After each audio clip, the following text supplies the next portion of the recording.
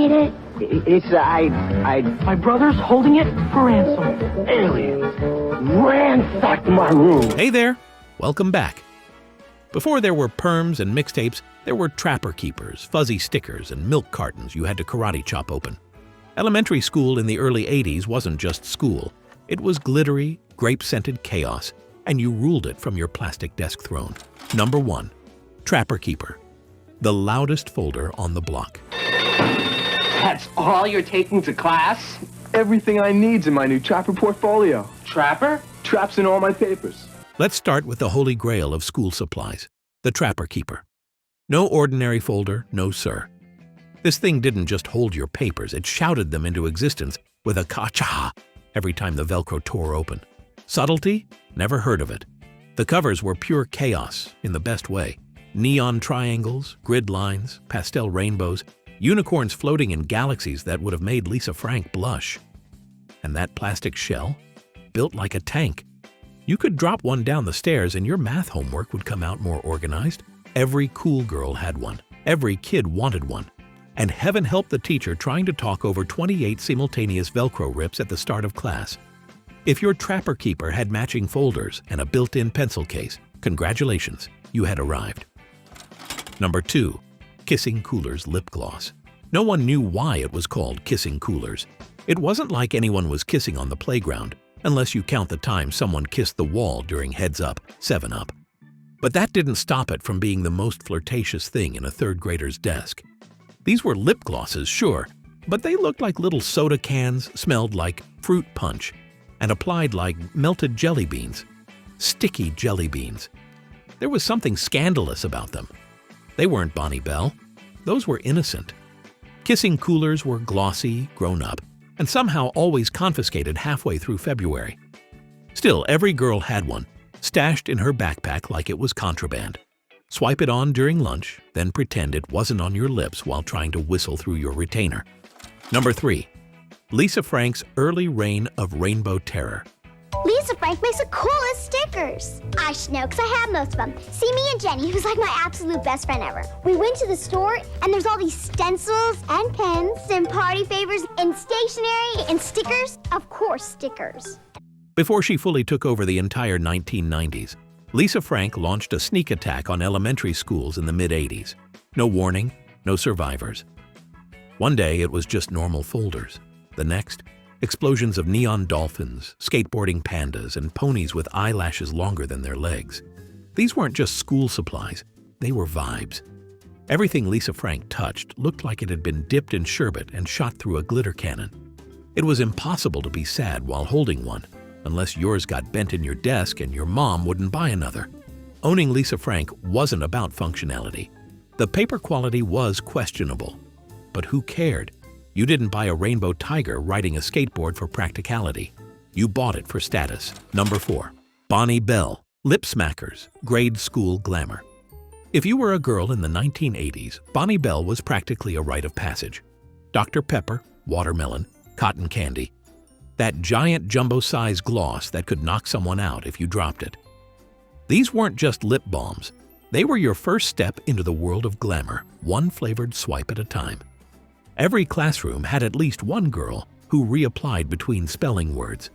If you were lucky, you had the whole chain of lip smackers clipped to your backpack like a jangly badge of honor. And let's be honest, most of the time it ended up on your cheeks, your math book, or the sleeve of your sweatshirt. But it smelled amazing. And in elementary school, that's what counted. Number 5. Tinkerbell Cosmetics, your first grown-up kit. Before MAC, before CoverGirl, before you even knew what mascara did, there was Tinkerbell Cosmetics. This was not your mother's makeup. This was sparkly, scented, and came in a hot pink vinyl zip pouch that screamed, "I'm 7 and fabulous." Inside, blue eyeshadow that didn't blend, lip gloss that tasted like wax, blush so glittery it could be seen from space. But none of that mattered. It was yours. Girls carried those little compacts like treasure chests, and when recess rolled around, you'd see circles of girls huddled like they were planning a heist. But it was just someone showing off their new roll-on perfume. Tinkerbell wasn't about looking good. It was about feeling like you could be on solid gold if someone gave you 5 minutes and a hairbrush microphone. Number 6. Erasers shaped like everything. Let's talk erasers, not the boring pink trapezoid kind. I'm talking about erasers shaped like ice cream cones, cassette tapes, hamburgers, cats, and soda bottles. Did they erase anything? Not even slightly. In fact, they smudged. But they were cute, collectible, and totally necessary. Kids would trade them like baseball cards. You'd start with a generic slice of pizza and work your way up to the rare panda eraser with movable ears. Every desk had at least 5 rolling around in the pencil tray, and if you were really cool, you had the Japanese ones that came apart in pieces like tiny puzzles. Absolute playground royalty. Hey, real quick, if you've made it this far and haven't hit subscribe, that's like owning a Trapper Keeper and never using the Velcro. Go on, click it.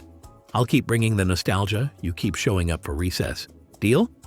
And if you're on Facebook, come say hi. It's where all the cool kids from the 80s hang out, minus the homework and cafeteria pizza. Number 7. Rainbow Brite everything. She wasn't just a cartoon. Rainbow Brite was an aesthetic. Lunchboxes, binders, bedspreads, pencil cases. She even had a doll with yarn hair that could double as a jump rope in a pinch. Her sidekick, Twink, looked like a pom-pom with legs. The sprites were glittery.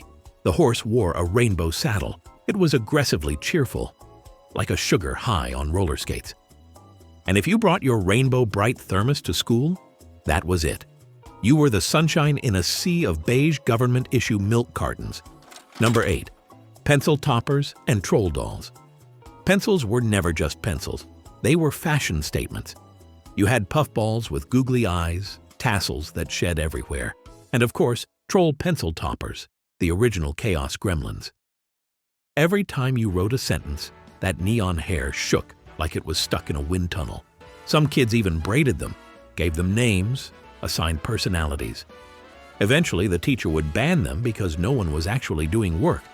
But the moment her back was turned, you'd see a row of trolls dancing across someone's desk like a tiny rave.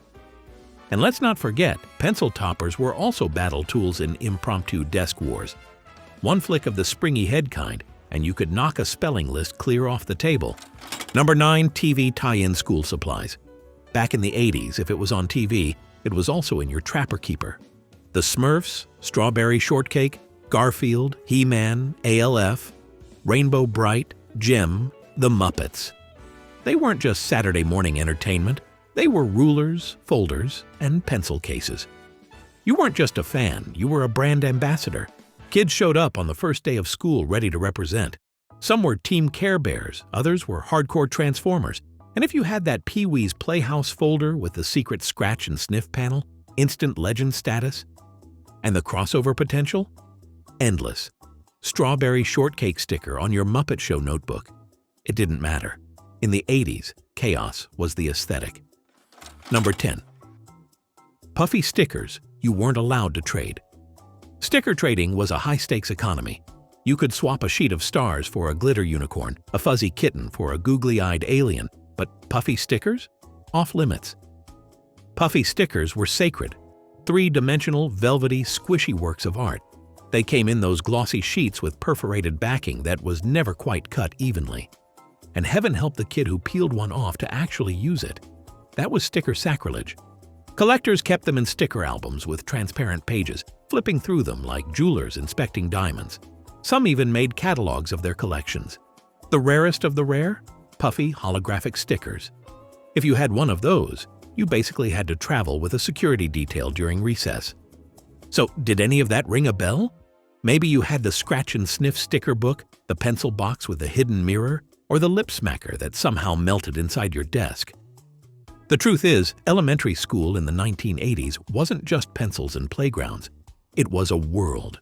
One made of colors, smells, glitter, and drama that felt way bigger than it actually was. And even now, decades later, one look at a Trapper Keeper or a Puffy sticker is enough to take you all the way back.